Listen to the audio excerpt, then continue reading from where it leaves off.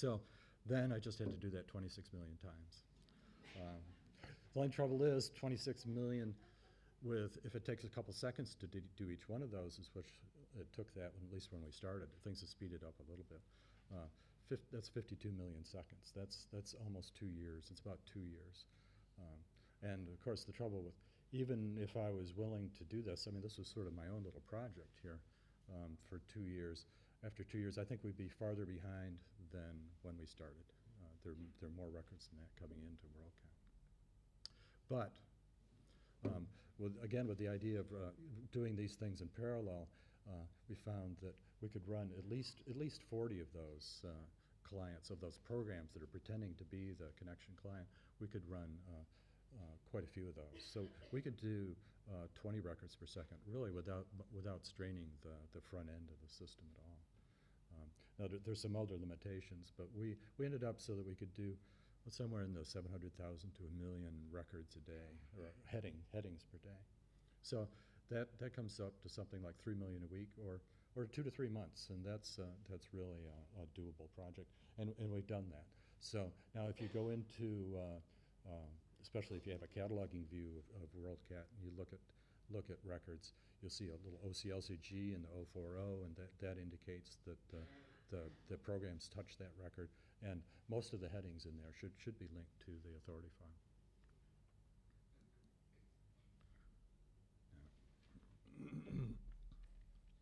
Now, the virtual international authority file. Here's a diagram showing sort of an overview of the system as it is now.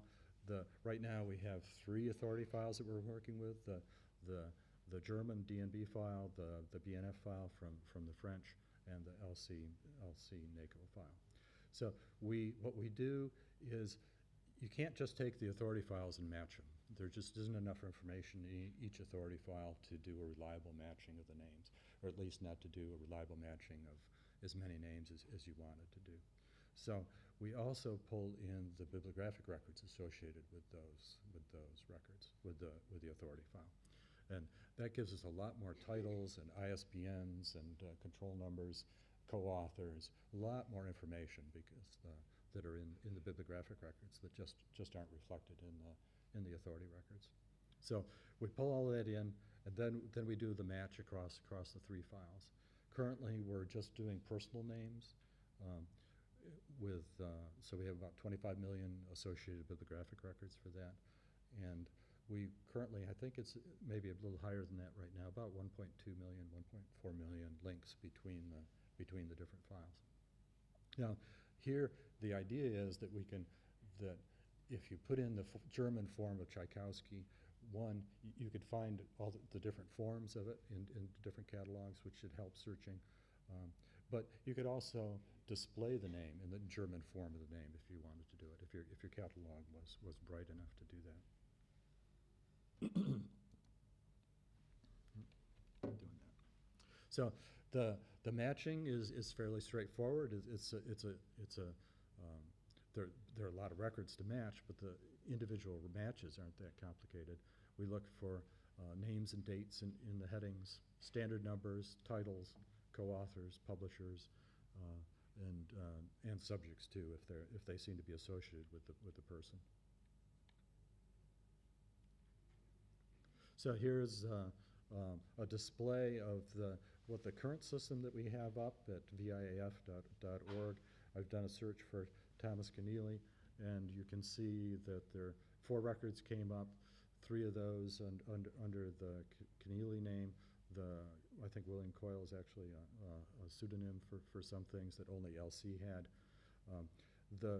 Right now, these come up as separate records with links between the records, but very soon we'll bring in what you'll see here is a merged record. So it'll just be one record, and it'll show the links to the different files that we have.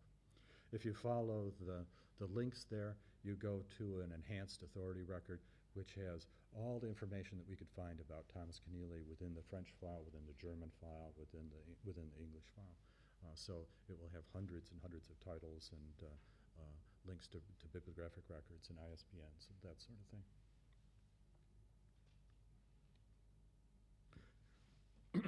excuse me, some water. There are at least 4 basic matching situations that we run into with when we're matching these files. The simplest one is me. Okay, Hickey.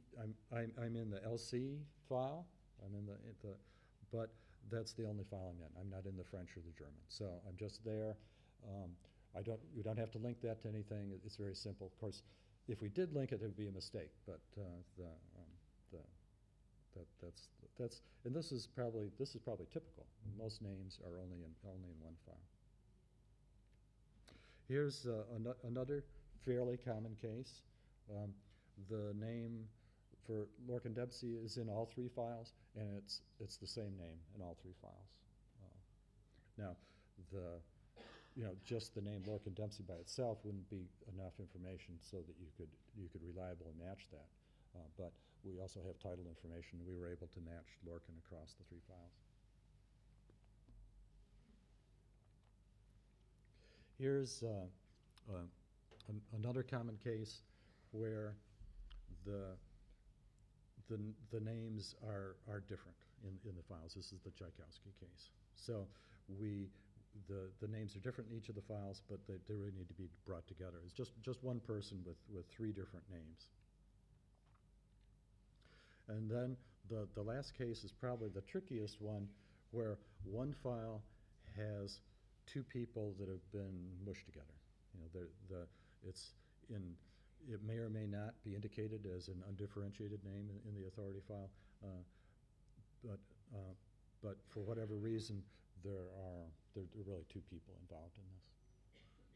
So just to give you a little bit of flavor of what goes on behind the scenes, this sort of nice, neat diagram is really more like this, where you have there are lots of these names from different things, and we find actually links between people that are not the same people. So here's the one person born in 45 and born in 46 are actually different people, but we did find a link. This is the LC file, and this is the BNF file. Somebody had pulled in a title from one of these that was wrong, probably. So it's very easy to do this sort of thing when you're cataloging. Didn't get the heading quite right. We reflect that. But once we have all these matches, we can look at them. So we do some graph processing on it. See that the name in the middle, which is the DNB, which is really an undifferentiated name, but in this case it wasn't indicated as undifferentiated. But still, we break all its links. We say we don't know what to do with that. What we'll end up with is just the 3 links in red. So we'll end up with the BNF linked to the LC records, and in this case we did a pretty good job in doing it. So what information actually is used in doing a match? This is we go down a list, and the first thing that having a title in common, and of course we have a list of titles that we can't use. They're just sort of generic titles, but these are titles that don't look like that to us. A double date is good enough to match 2 names. That's good. Just a single date isn't enough information, but a double date is enough. Joint authors, LCCNs. You'll see quite a few LCCNs. There are a lot of authority files around the world that actually put LCCNs in them, pointing to the LC authority file. So that helps, except, of course, when they're wrong, which happens too. But one of the things we can do, one of the benefits of being in the VIAF is that we can point the links that we think look wrong out to the original file. So the Germans have gone to a lot of trouble putting in LCCNs in an earlier project, and they're almost all right, but there are a few hundred that look very suspicious to us.